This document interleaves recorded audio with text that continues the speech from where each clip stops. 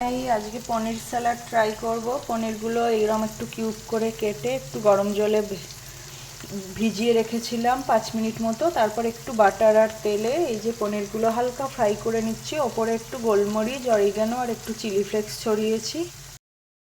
এইবার bell papers আর অনিয়নগুলো কেটে রেখেছি, এগুলো ডাইরেক্ট একটু ফ্রাই করে নেবো বাটার আর অয়েলে। আর ক্যারট আর ব্রোকলিটা 2-3 মিনিট একটু সেদ্ধ করে নিয়েছি, শুধু ফ্রাই করলে এটা প্রপারলি কুক হবে না, সেই জন্যে।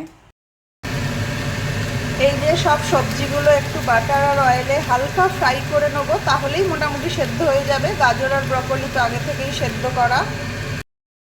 এগুলোকে ঢাকা দিয়ে মিনিট 2 মতো মিডিয়াম থেকে লো ফ্লেমে ভেজে নেবো, তাতে সেদ্ধ ভাজা একটা বেশ সুন্দর টেক্সচার হবে।